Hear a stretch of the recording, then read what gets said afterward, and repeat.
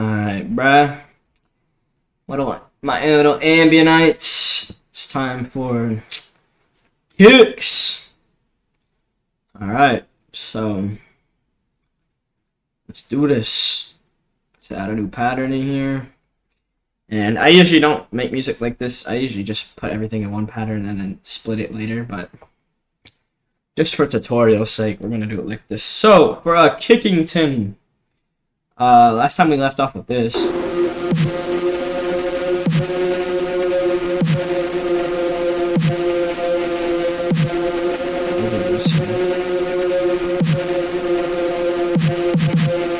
Alright, for kicks, bro. I mean, kicks are pretty simple. Let's just get to it, I guess. Choosing a kick. So for choosing a kick, you're gonna want to find a super punchy, like flat kick. Like you want something almost like a Bronx drill kick, almost. Like if I even go to my drill kit and just go to the kicks, like you want something flat and punchy. So like you just want something flat and punchy that's gonna, you want to kick with a lot of oomph. Like you want your kick to kick. Like your kick should kick, basically. Yeah, that's literally all there is to choosing kicks. I don't got like any genre specifics or anything. This should be any type of ambient, remix, wave, old ambient, military funk, ambient funk, fucking OG, fucking new gen ambient, yada yada yada, on and on. It's the same kick for every single style. Memphis funk, or not Memphis funk, Memphis ambient, punchy kick. Now patterns. For patterns, the kick is the most important instrument to get your pattern down with. If you don't know how to make kick patterns with ambient, that's what's gonna make your ambient sound like shit. Like I promise you. If your kick pattern's not good, your ambient's not gonna sound good, because like remember when I said that ambient is like a drum pattern defined genre like house? That's because of the kick. The kick is what is gonna determine it. So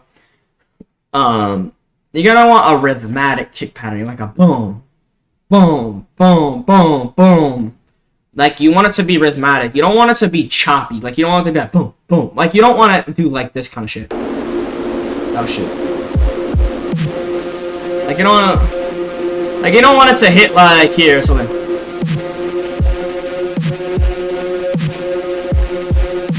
Like that shit sounds terrible. So what I recommend is, the most simple ambient kick pattern is probably something like this right here. This is like the most basic. And then it repeats itself.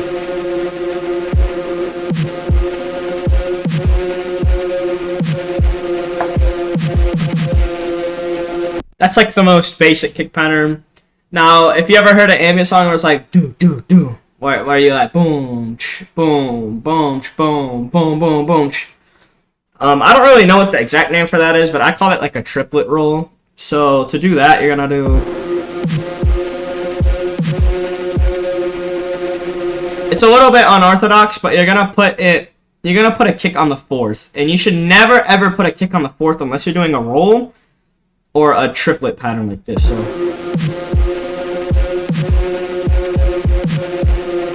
So if you're wondering how to do that little thingy, that's how you do that little thingy. Another thing is try not to do like the drift funk shit where you do like this. It just doesn't really sound like good in ambient. But a really good thing, if you want to add more kicks, like a more aggressive kick pattern, instead of doing like a little triplet, not a triplet. A triplet is a totally different thing. A little triple roll. Add like a kick before, like this, like 2 spaces before one of your kicks. That adds some nice variety. I like putting it before like this one right here, before like the pattern repeats itself.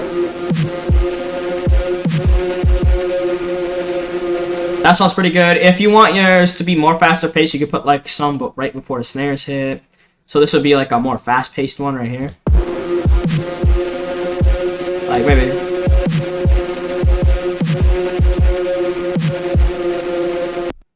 But just like everything in ambient, keep it pretty simple, keep it pretty mild. You know, you don't need to do anything too crazy. Another thing with ambient is unless you're in a very rare, usually like the only time you would ever do this, I know you do it in other genres, but putting a kick over your snare, the only time you would ever do this is if you're doing a remix ambient, and that's if the original song does it, because sometimes it sounds good. Like I did a remix of Cyber's Blood on the Sink, and in that song he does, it's trap metal, and they do this sometimes in trap metal, or at least old trap metal, or cyber trap as it's called now, where the layer, like it'll be like a, you can't really hear it because the snare is dominating it, because we haven't mixed the kick yet. But don't really do that unless the original song that you remixed it. It's just kind of unorthodox and not really necessary. But yeah, that's literally it. The main thing is, dude, if you're struggling with your kick patterns, literally go on my page and just listen to all my ambient. There you go. Just literally copy my kick pattern. I don't even care if you copy my kick pattern at this point. Dude, I hear some of the most outrageous kick patterns I've ever heard, and I'm like, I just want to fucking puke. So, yeah, that's literally it for kicks. I mean, this shit is pretty simple. The main stipulation is just make sure the pattern's good. Now, for mixing, there's a couple different things you can do. You can just boost the volume way up, like this. You can EQ boost it like this. You know, this isn't like the best way to EQ it. Obviously, there's better EQs, but for just basic example proof.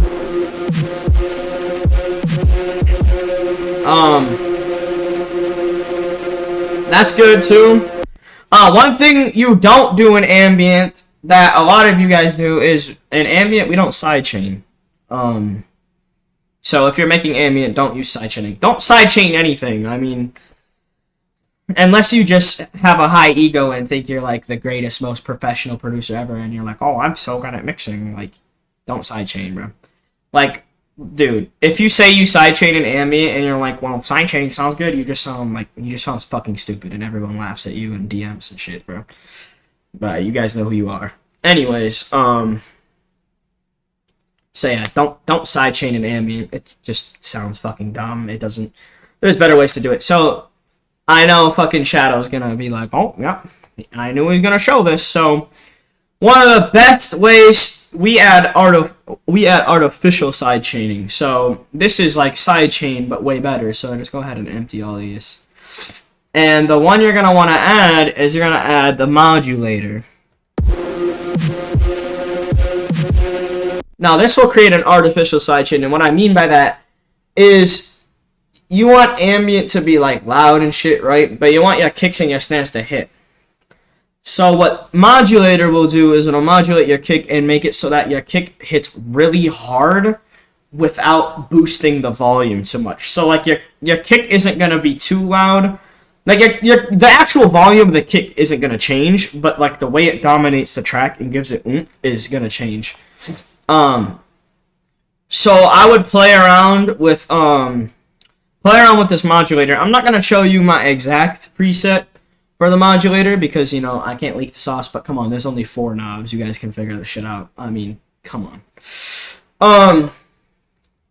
What else is there to kicks? I mean, there's really not shit.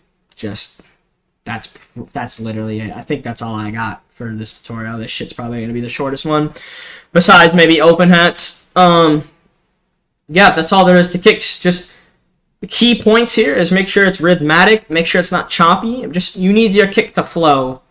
And don't make it too fast and aggressive. Make it more laid back. I know ambient is like an aggressive, heavy genre. That's where the name heavy ambient comes from. It comes from the name heavy metal because it's a derivative of heavy metal / trap metal. But the word heavy also comes from like the emotion of the track. You know, ambient's usually sad or angry or like, you know, it gives off those war vibes. That's why a lot of cover arts are war and names are war, because that's just the vibes it gives. So the tone of the track is heavy as well. So just make it heavy. You don't need to make it aggressive, but make it heavy. But yeah, that's pretty much it. So yeah, I'll record the next tutorial whenever.